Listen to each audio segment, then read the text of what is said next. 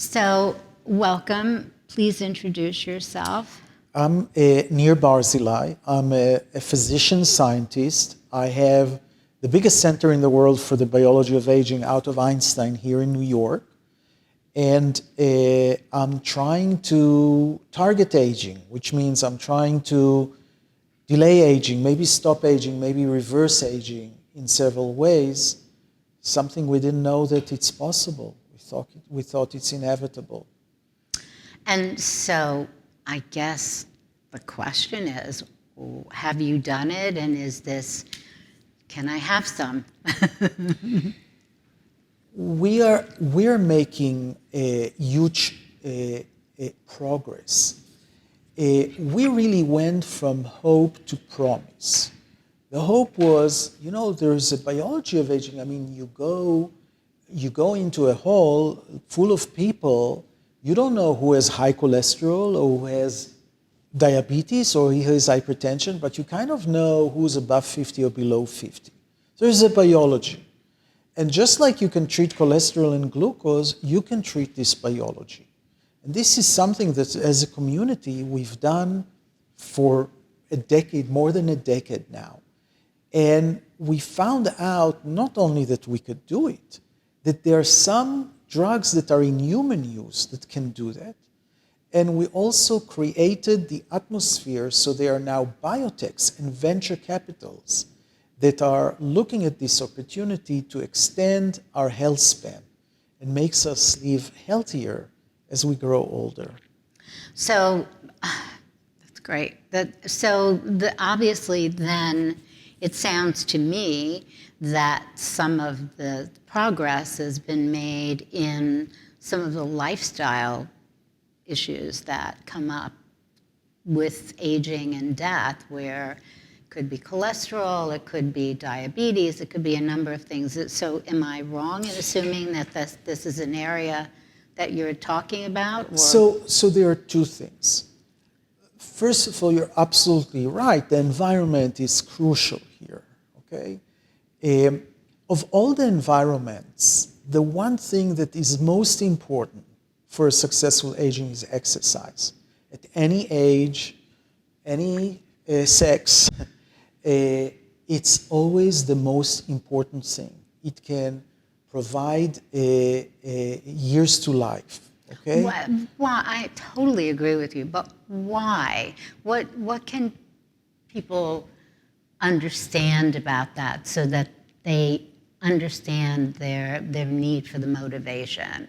What exactly happens when you exercise? There is a biology that I don't think I can, I cannot use the terms now, but I'll use the concept, okay? Because actually it seems for a biologist that exercise is the last thing you should do. You know why? Because when you exercise, you increase oxidative stress. Right.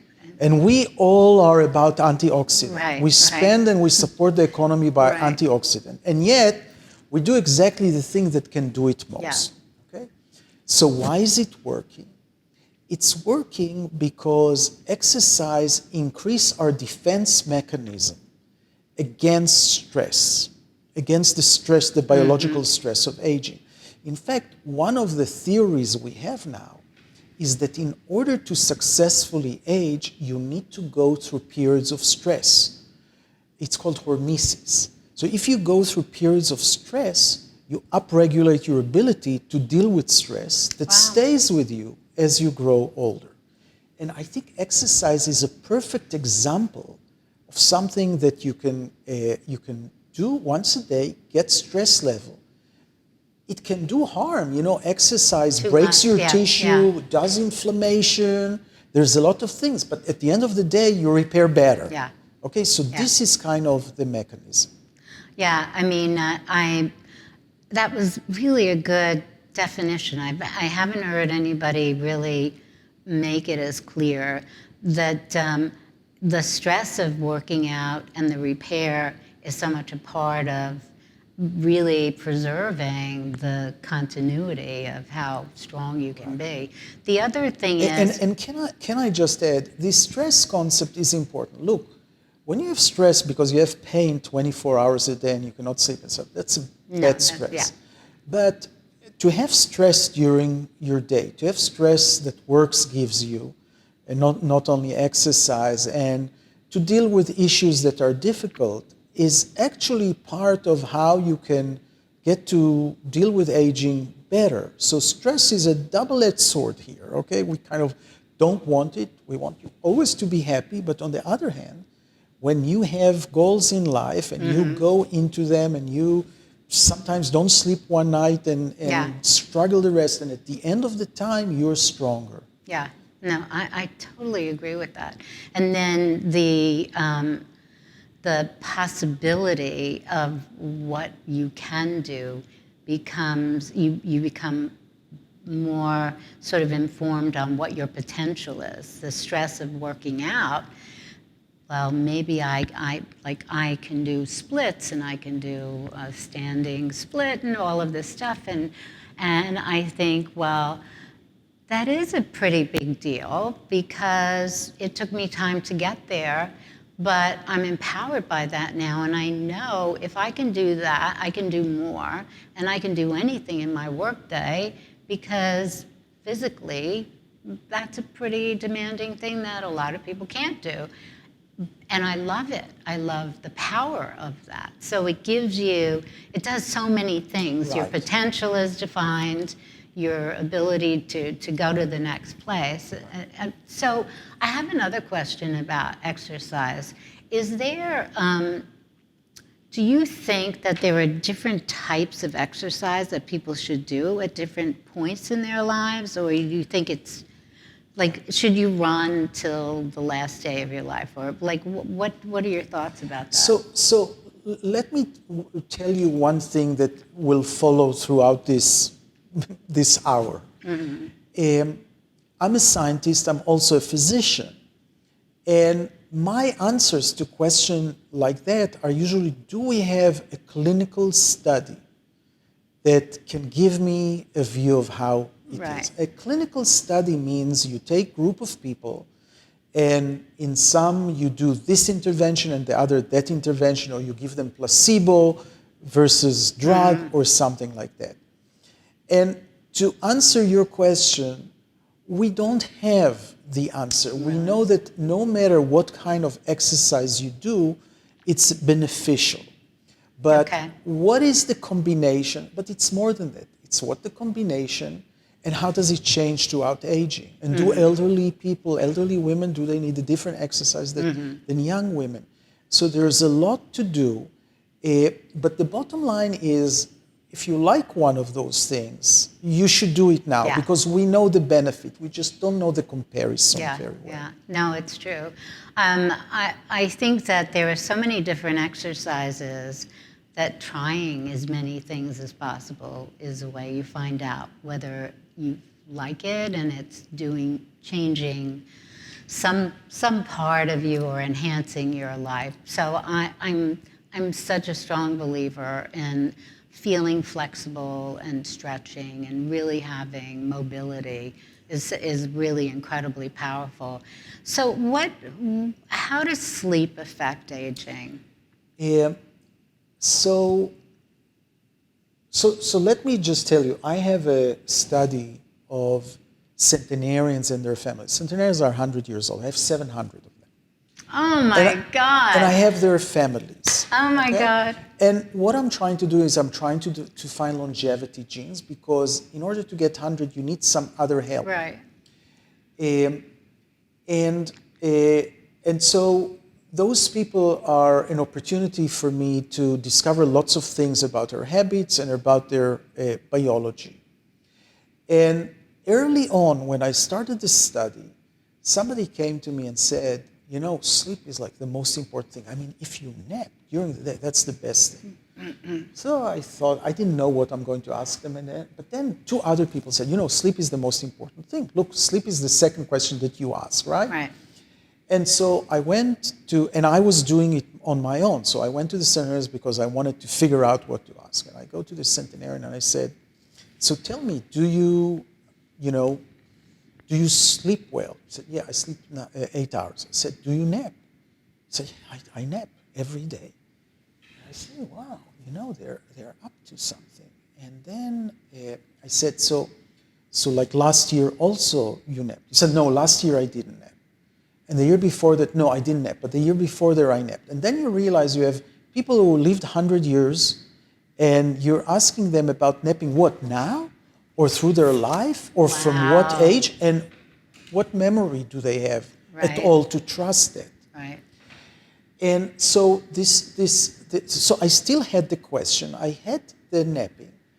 And we actually wrote a paper about it because it happens that a lot of the centenarians who were napping because they didn't sleep well at night. So that's not a good nap. No. When you don't sleep at night and you fall on a couch, it's not okay, so you find it. And by the way, we don't have only centenarians, we have their children and the people who are married to their children. So we have a control group and we have generational. And it happens that our control and our centenarians and their children, some of them all have some sleep problem. In other words, it's not typical to have better sleep because you're a child of a centenarian or a centenarian. It's not. But, and that's an important but, because the sleep is associated with risks for hypertension, for heart disease, from all those things. The centenarians and their children, although they don't sleep well, they don't have those diseases. They are protected against those diseases. So on one hand, sleep is not driving their longevity. Right. On the other hand, if they have sleep disturbances, they're protected from the bad effects. Ah, interesting. Very interesting. I asked that because I know that if you're not feeling well, if you have a cold or whatever it is, if you sleep, the more you sleep, it seems to heal and restore faster. I mean, it just. I exercise. Well, I mean that, but I think both. Yes, I mean, absolutely. I think exercise, sweat it out, and then absolutely. sleep and restore. You listen to your There's body. something really amazing about the miracle of the body by doing certain things that seem, it's what we do. But that's in response to provocation, right? I mean, we're looking more at the chronic, what's the chronic effects. Yeah. So the third part is the nutrition, right? Yeah, that's my next. So let me tell you a few things, and then I'll tell you how everything that I said is in centenarians, okay? So the nutrition is really interesting because we were interested from my first days in the lab. Every experiment that I had the animals that are the control or the young. Which are? And rats or mice. Okay. And we had whatever experimental group. And then we had the caloric restricted animal. Caloric restriction, if you take animal brothers, and half of them you give them to eat what they want, and the others you give them 40% less, so only 60%, they live 40% longer. Not only they live longer, they live much healthier.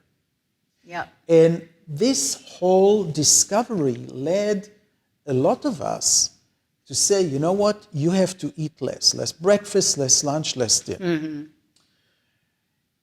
And by the way, when we do that, there's no end point of longevity in humans. They become leaner, and we know that not being obese is good.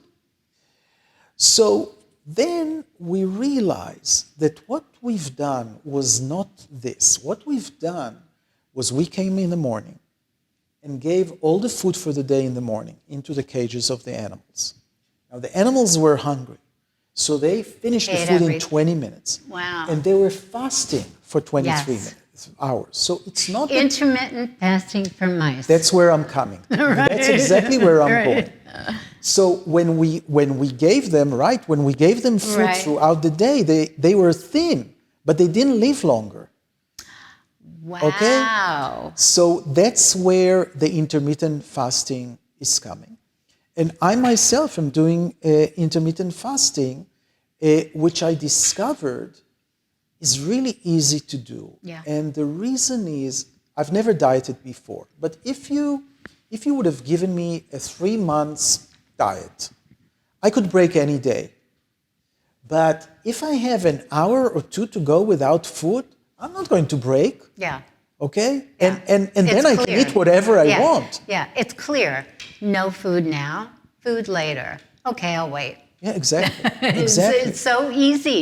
It's really incredible when you're allowed to have a little protein, or you can have a little, then there's no sort of regulation or control. But when it's no eating, then there's no other option. So you don't look in the refrigerator, you don't think, oh, maybe I can, carrot. Yeah, I can have a carrot, or I can, then you start, oh, but then I'll just add a little of this. And so the clarity of no eat is so much better. And then within that period of time that you have to eat, I think you respect the process too. You don't just eat randomly.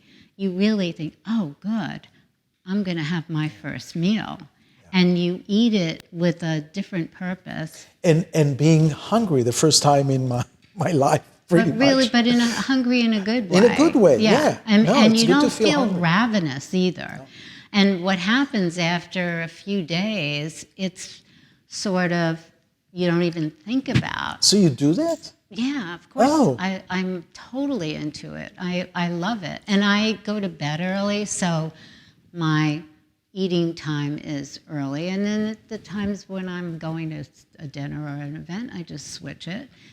But so what time do you... So it depends when I'm having dinner, but I'm counting the 16 hours since then. Okay? Yeah. So it was actually 1:30 today, but at 2:30 on the way here, I took a little vegetarian sandwich in the corner here, and I'm fine. And also when you know when you're going to eat, you can even prepare and have good food ready for you. Do you know what I mean? Like, oh, when I break my fast, I'm going to have my favorite salad, or I'm going to, so I absolutely love it. And I think when you add exercise to that, it's just, you feel so much better. You don't feel bloated. You don't feel like... Well, I'm breaking my records in exercising since I'm doing it. I'm doing Peloton, I'm doing biking, I'm doing things, and I've been improving. Mm-hmm. So, I think it's working for the aging perspective. I certainly didn't lose lean body mass, even though I lost fat mass. So, I think it comes. I think what happens is the consistency, your body then starts to transform. And it's an interesting thing because as a woman, having gone through menopause and all of, through your 40s, and all of a sudden like, whoa, what's happening? And then menopause and oh my God, like this is crazy. By being consistent with exercise, I was able to manage some of the worst parts of what was happening. Even when I was exercising and feeling hot, if I would say to myself, you're going to sweat anyway, so you're hot. You're already there. So, and just go through that. So part of this thing we talked about of barreling through an exercise and seeing what you can do, it's helpful in giving birth, or in so many ways of breathing through things, getting to the other side of it. But I do think the conversation about eating too much food and eating round the clock, getting up in the middle of the night and people eating and going to bed and eating in bed, and like, whoa, wait a minute. This really, but what will it take to kind of bring that message to everyone? So, what I'm doing, I'll tell you about messaging, how to message this, but what I'm interested in is the science. Because, look, the 16-8 is just a made-up. You could have said 17-7, right, okay? right. I mean, it's just a make-up. And what I'm doing at Einstein, we're taking older and younger people, and the first thing we're doing is we're doing a 24-hour fast. Because we are looking at that fast at the biology of aging. We're going to take their cells and see if they are getting younger or they're upregulate those defense mechanisms. And if they produce ketones, which you produce when you're fasting, and what happened to the insulin levels and the glucose level and all variety of things. So we need the time course of that.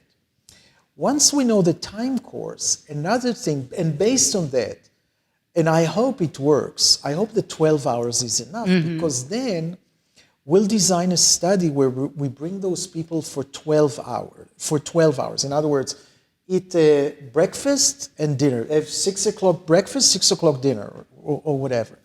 And if that 12 o'clock works, it might be an easier message to implement. Yeah. You know, so you do breakfast and you skip lunch and you do dinner, or I don't know. You can choose, or you can do the 16-8 too. But it gives more options for individuals to. There actually people who are telling me I cannot do without breakfast.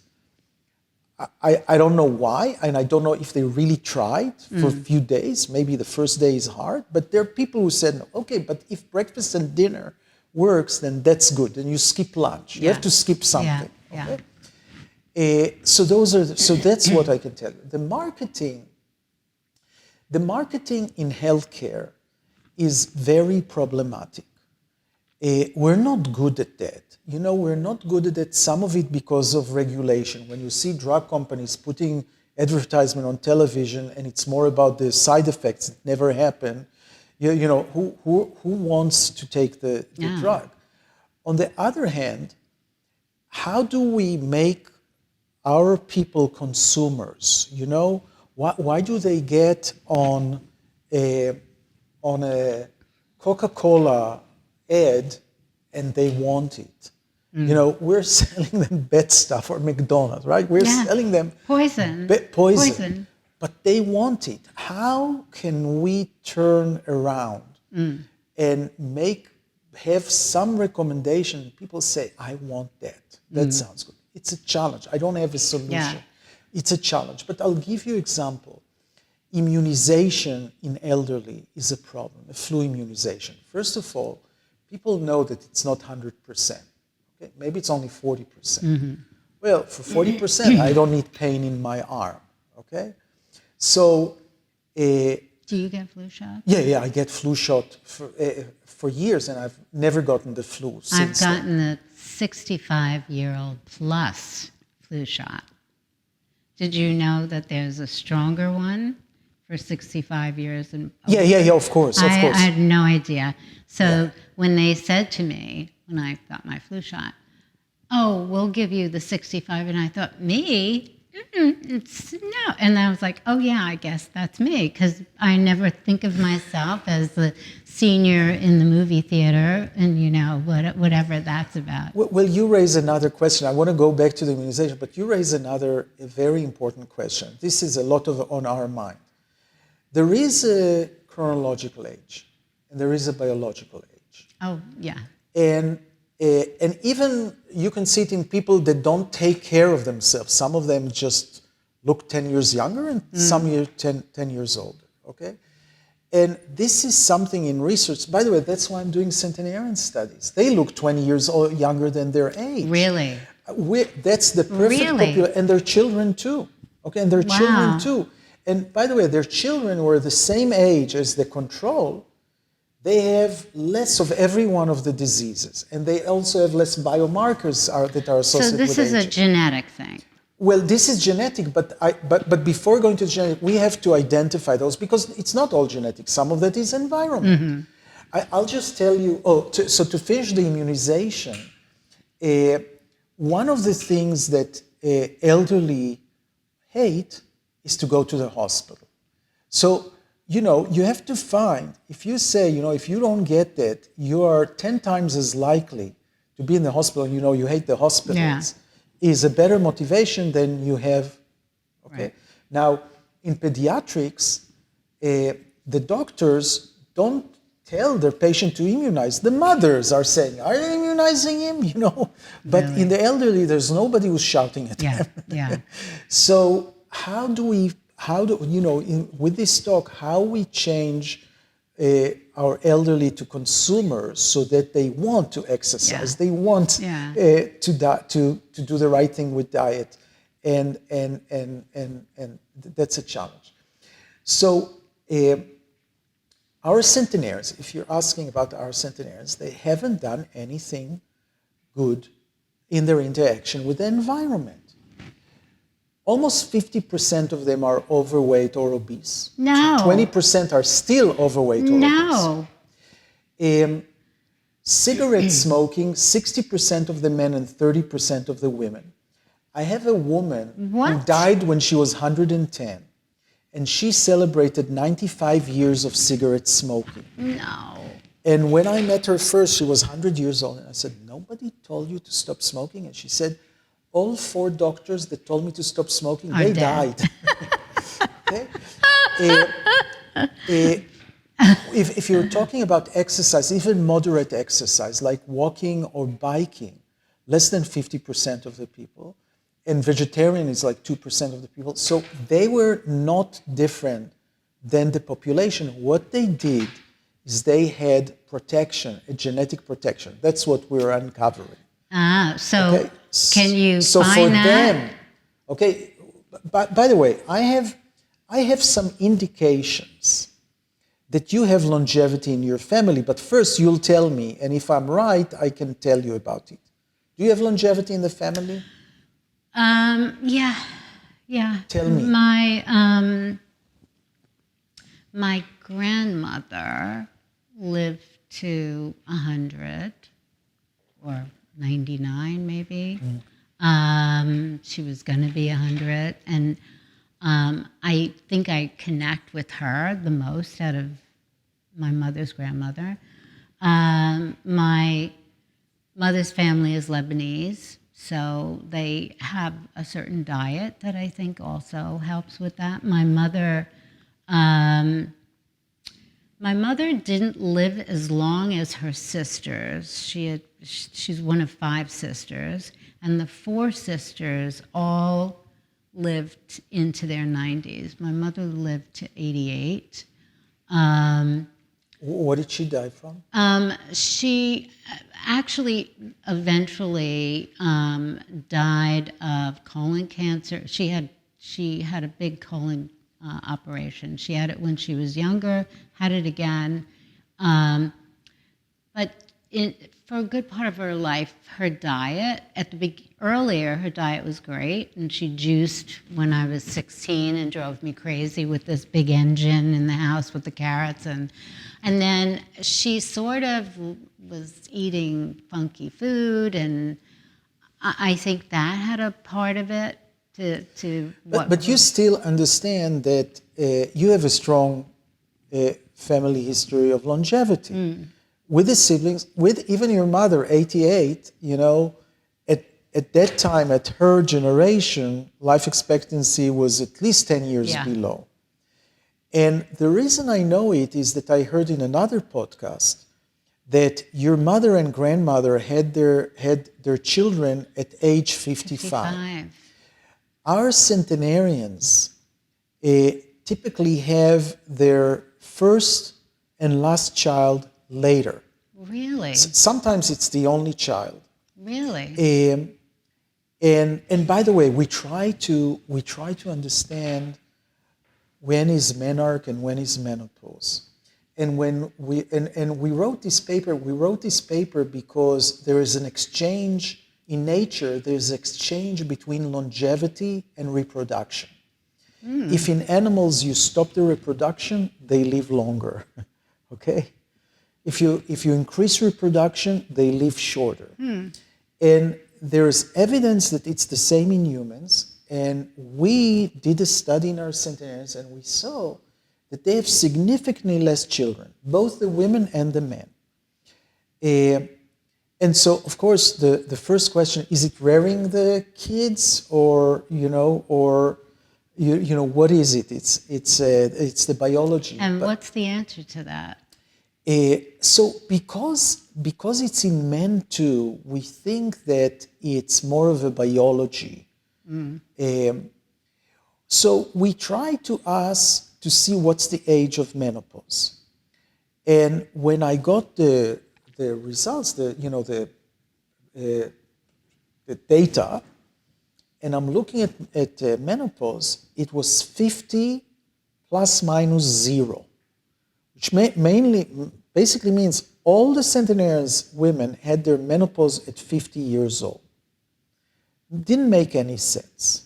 Wow. So I went to the nurse who's taking those, it's a male nurse, and he was taking those questionnaires. And I said, so tell me, how are you asking about menopause? He said, well, I asked, when was your last menopause? And I said, what's the answer that you got?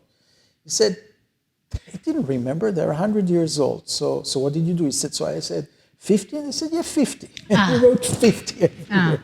But it also shows you, I mean, people don't remember their menopause, certainly not 50 years later. No, it's very easy to forget. And I think a lot of the reason it's easy to forget, because I have to really, for me, if I'm 74 and you think how far back that was, like when I'm answering a doctor thing, are you still menstruating? And I think, how long ago? And I think, oh, wait a minute. 10, 12, like, oh, right. That's a long time ago.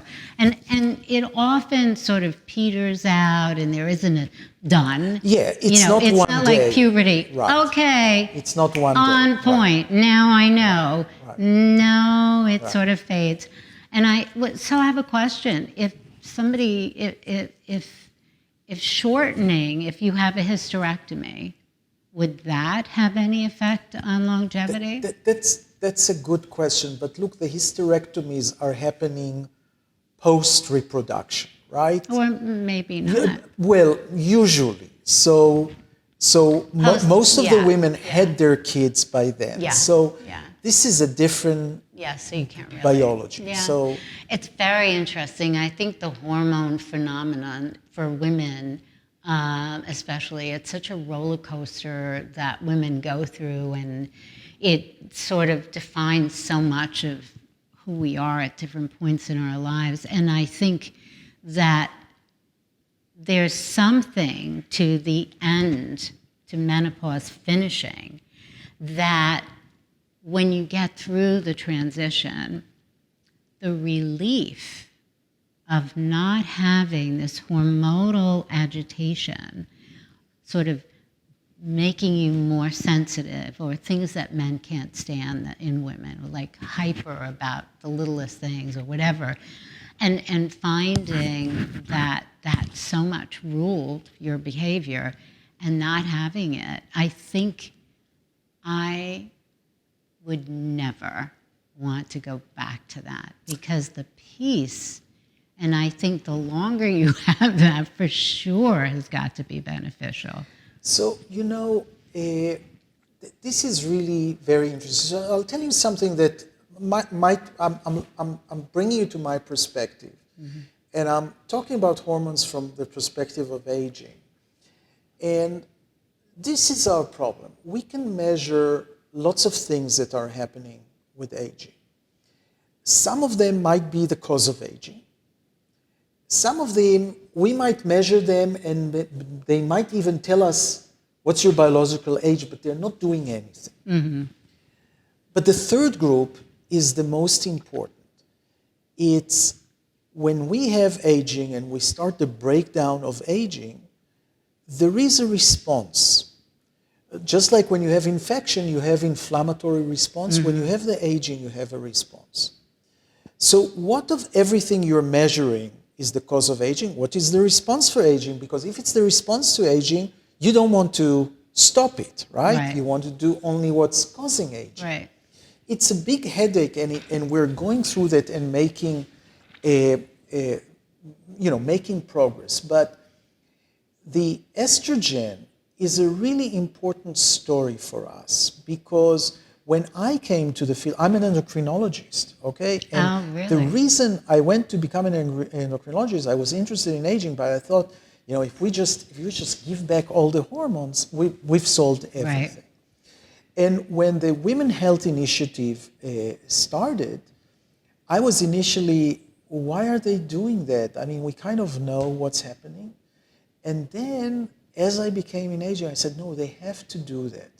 And when they did it, they found out that in women over the age of 60, those estrogens were causing them heart attacks and cognitive decline and breast cancer and all these things.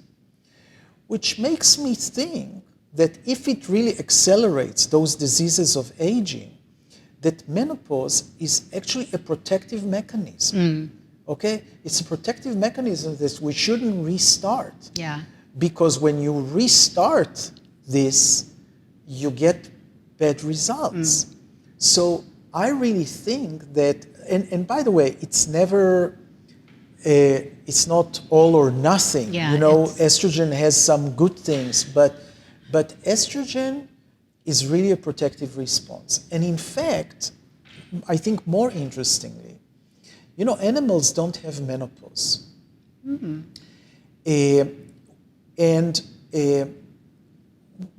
Our thought, and several people were discussing it over beer usually, because it's not influencing our research. But why humans needed menopause? Why did they need to stop reproduction?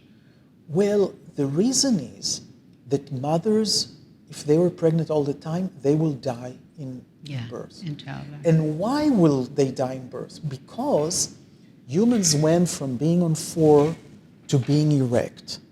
When you're in 4, your hip is opening like that. When you're erect, it's closing. So the babies became bigger and bigger because of nutrition, and the hips became smaller and smaller. And I think at some point in evolution, they had to figure out who are the women with, how do you stop? Right. Because otherwise you'll have no mothers and no grandmothers. Yeah. And all humanity would be different, right? Yeah. So this is just a thought, right? So what's your thought about hormone replacement therapy then? I mean, is it something, it is the topic right now. Menopause is finally being talked about. A lot of focus on it, sort of out of context with aging, which I think is a little troubling because it's not that separate. But the conversation about hormone replacement is big.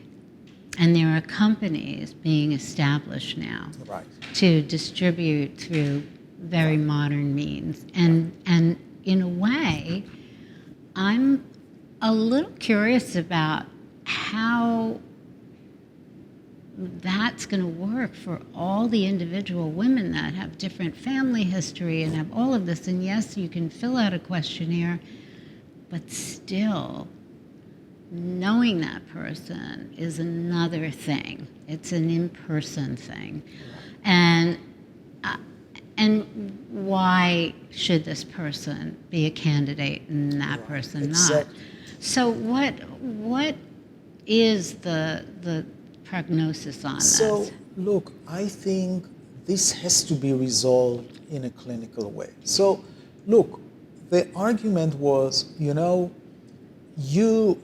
WHI did it on 60 years old woman, but maybe between 50 and 60 there is an opportunity, okay? And I accept it. And in fact, there is a clinical study that shows now it's 6 or 7 years, that there are still benefits at early menopause. Okay, so I accept it. This is the problem. We talked about the fact that people have their chronological age and biological age is not the same.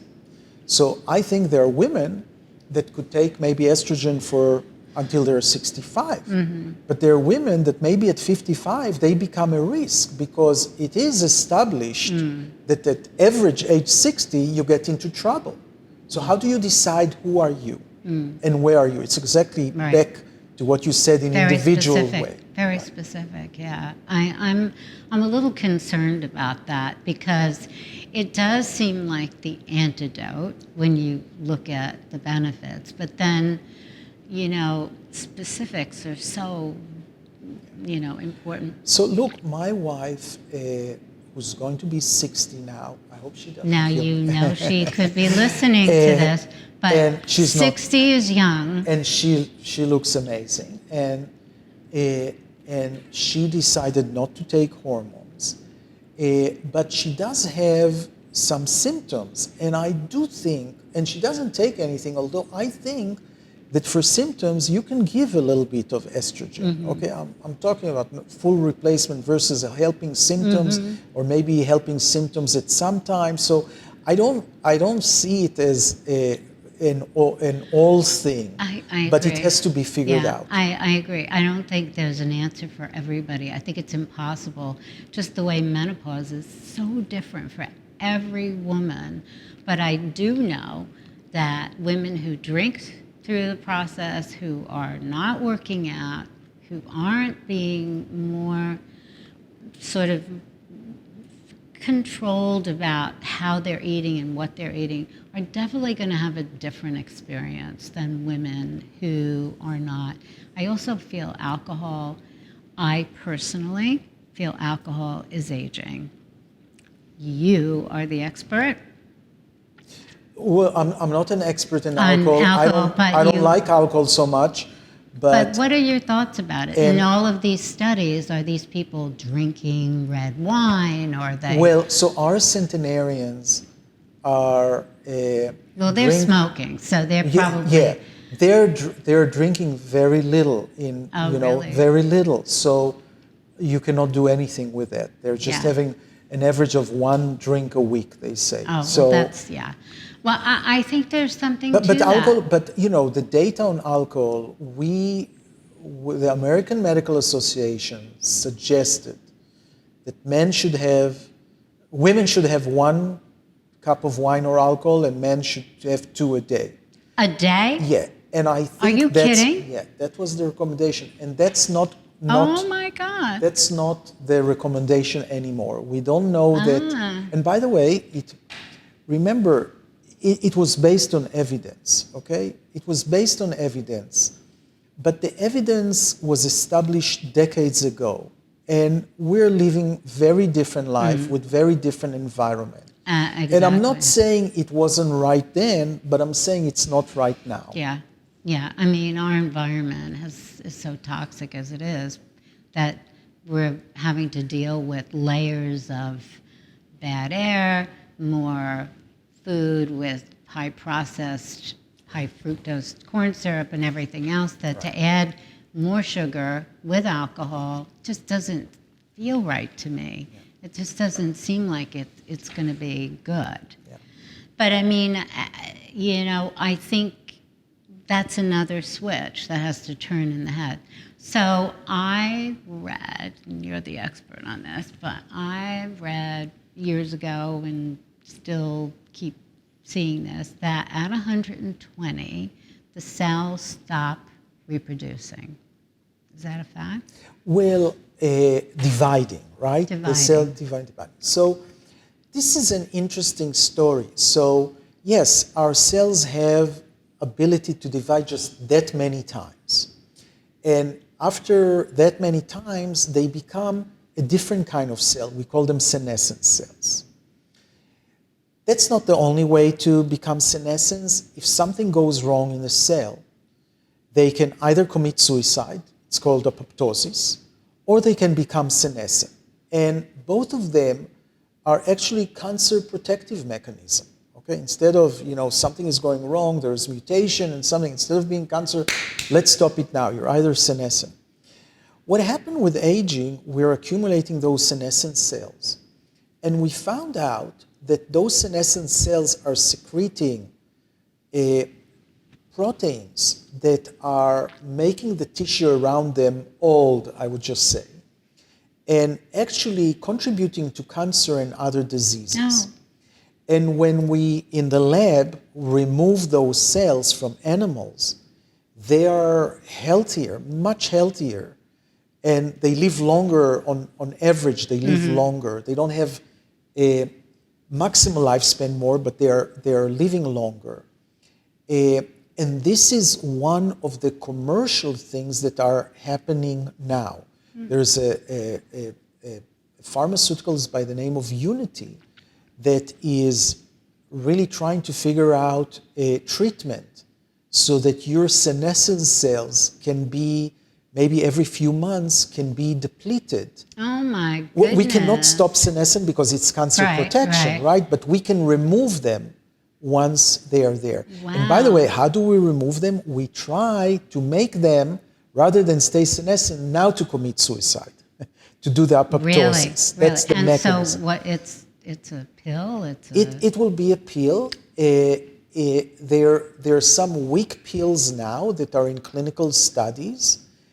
They work in animals. We don't know if they work on humans. So is this like a 10-year, 5-year, 20-year? Like what's sort of the study period for something like this? I want to see all my life I said 5 years, and I'm still saying 5 years for the same thing. But I would say we're catching a wave, and we are in the moment.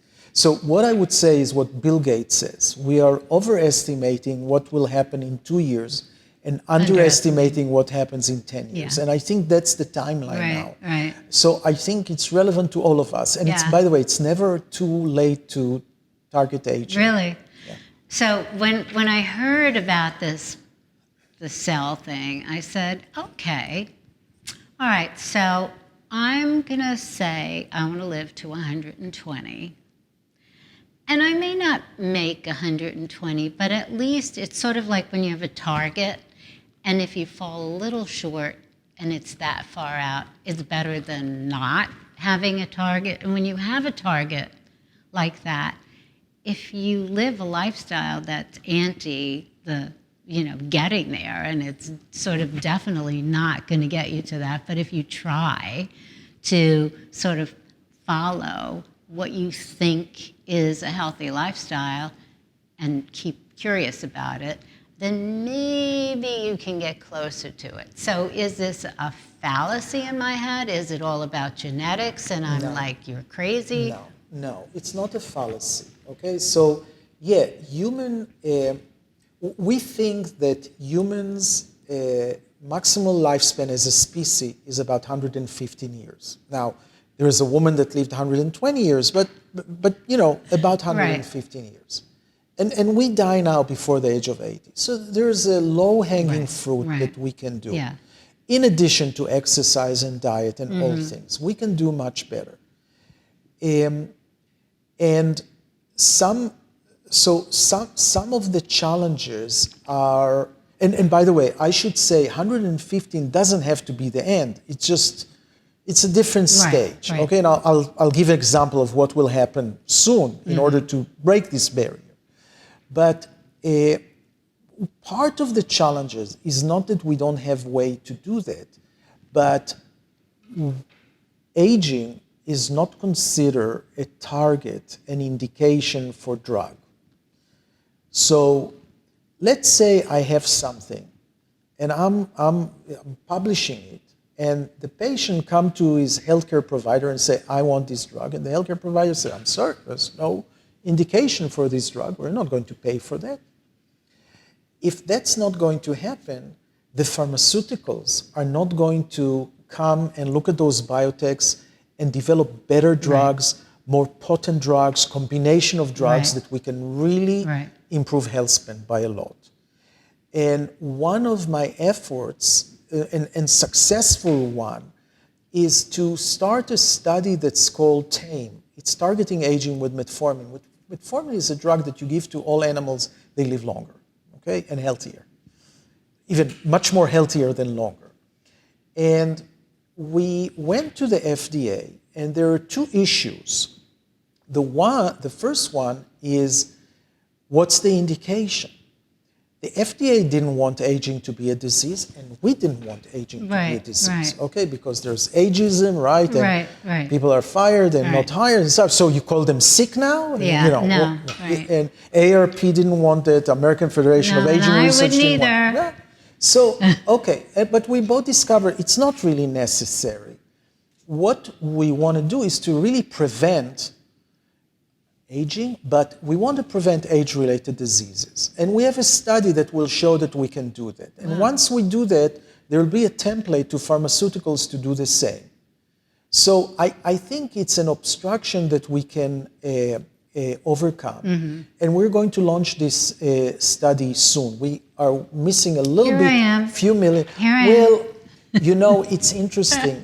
This was... Am I too old for the study? No, it's 65 to 80. It's 65 to 80. Oh, yeah. Okay?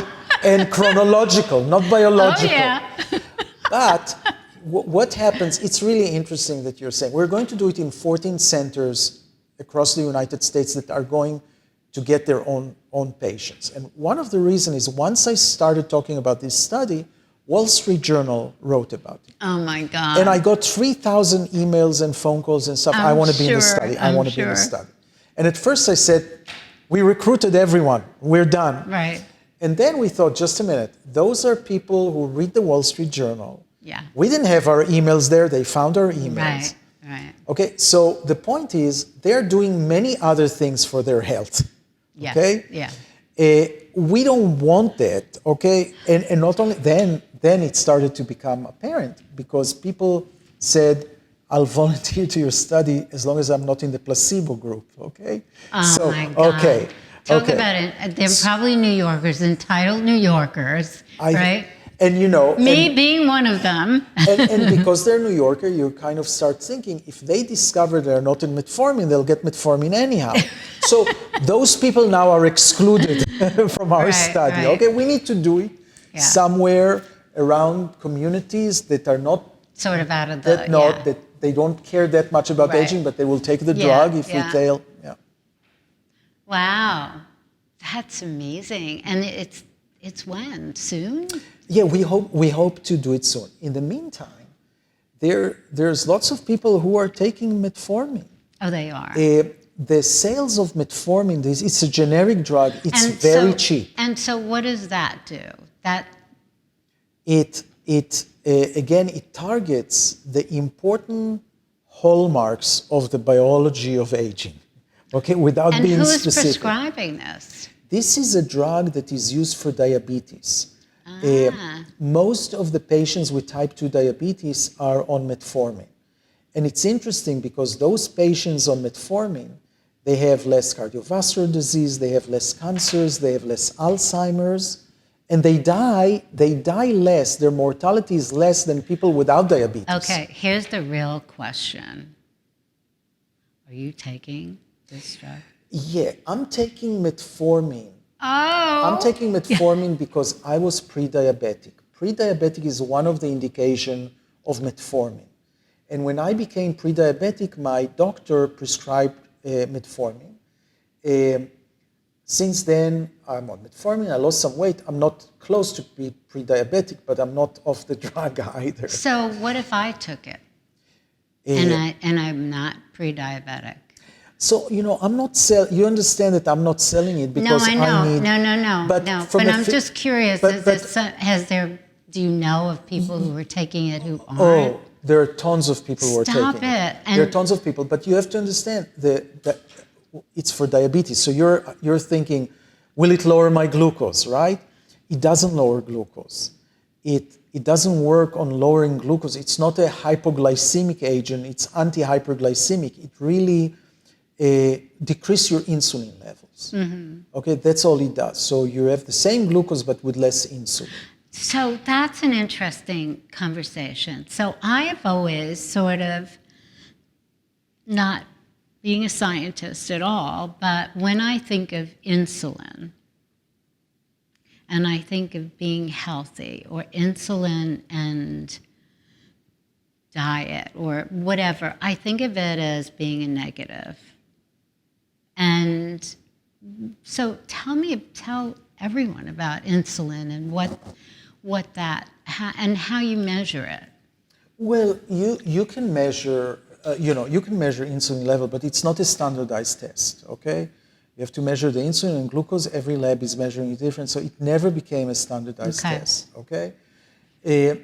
But what happened, insulin resistance, okay, the resistance to the action of insulin has become a hallmark of this metabolic abnormality of aging, okay? And so people who are insulin resistant need more insulin in order to get this glucose into their muscle. But this high insulin has effects all over the body. And it's thought to contribute to development of atherosclerosis and some other problems.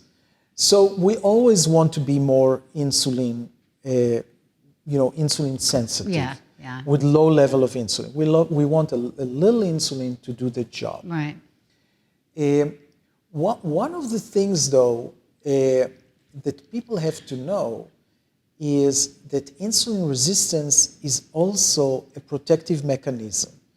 Just as I told you, we don't know what's causing and what's not. Right. It's a protective mechanism. In other words, when you have too much food and the glucose goes into the muscle and it stores as glycogen and is used, there's no more space. So the muscle has to be insulin resistant and say, I'm not getting in more glucose. You go and store it in fat or somewhere. Right. Okay? So once it's a defense mechanism, you also don't want to move it, to remove it. Because if you remove a defense mechanism, you just get more things. And some so of you do need a level of insulin. That's and fascinating. That's really an interesting thing. That. What we have to remember that aging, or this biology of aging, drives the diseases. And the risk of age to diseases is much more than the risk factors that you know. In other words, cholesterol is a 3-fold risk for heart disease, but aging is a 1,000-fold risk for heart disease when we go from young to old. And it's the same with cancer, and it's the same with diabetes, and it's the same with Alzheimer's. So the only way to take care of it is to target aging itself.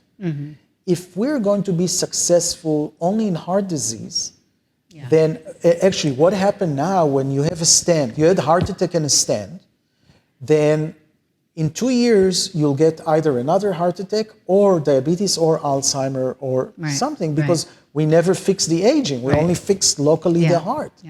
So we have to recognize that we are in this stage now where all of us are getting old, and this idea that you get old and get disease and treat the disease and accumulate diseases and things is not reasonable.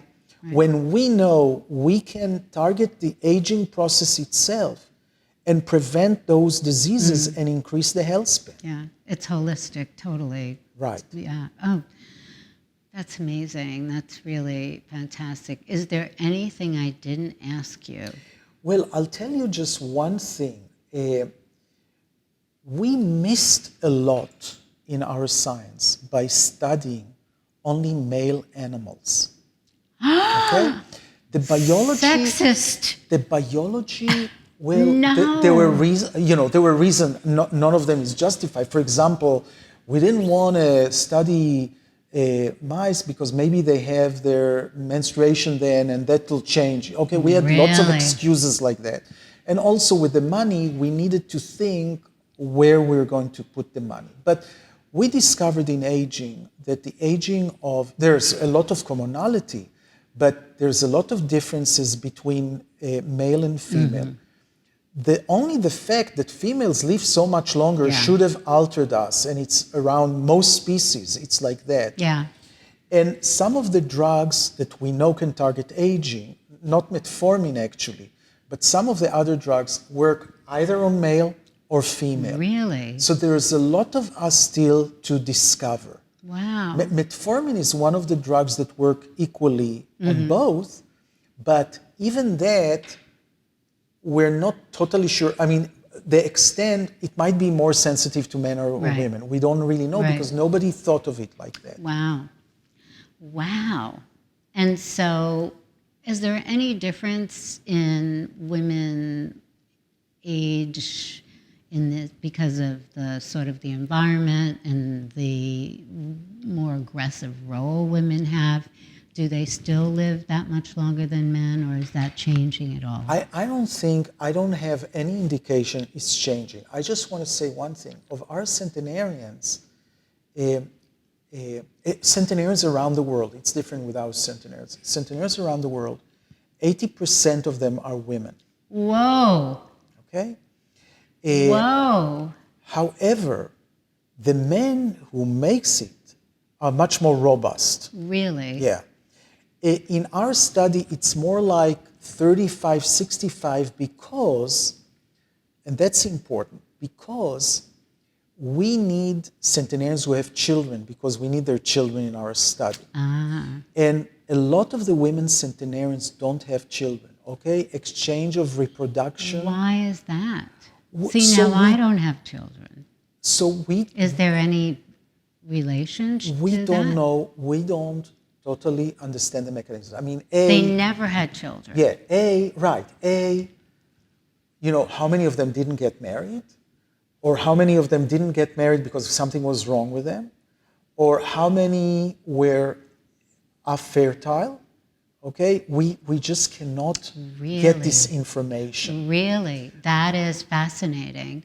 You know, I never thought that I wanted to have children, to be honest. From the time I was a little girl, I remember at 6 years old being asked, about having children. I was like, no, I don't want to do that. And so it was never something that, little girls all want to be mommies. And so I never thought about it. And then I thought, when I had so much pressure, aren't you going to have kids? And I would start to lie and then believe it and say, well, yeah, of course, someday I will. Yeah. And then when a guy got older, well, maybe I'll adopt. I can always adopt. And then it was like, hell no, I don't want kids. Like, why am I lying? And then I would look at the stress of running a company by myself and being in business this long without partners or anybody helping me do it. And it's extremely stressful, extremely committed to everything. Yeah. And I would look at mothers and I would say to myself, I have an extremely difficult job, but that is connected to the emotion in a way, and this is it's an extension of me, but it's connected in some way, an intrinsic kind of connection to the psyche. That child is an extension of you. Everything, it's so complicated. But and how does that not affect the stress I have? And it always isn't bad stress, it's good stress too, but do you think there's a difference in aging? But then I'll ask you, how do you know that whatever thoughts you had are not part of the longevity genes that you're carrying? Really? Right? Really? I don't know. No, that's a fascinating fact. Because we don't know. We don't know if you wanted kids, if you could have kids, right? Oh, I could have kids. You could? I just didn't have kids. But I don't know what's the mechanism of fertility. So I have to tell you this story, and we'll end, okay? Mm-hmm. No, I'm going to kidnap you. Everybody who has centenarian knows centenarians, and they call me, and everybody, you have to see this person, and they're amazing, okay? Mm-hmm.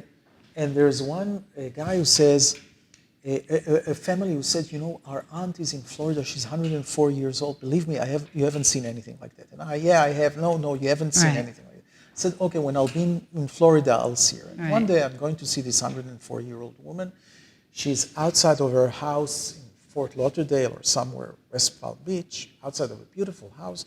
She's dressed really, really nice. Doesn't look her age at all. She just came from playing bridge.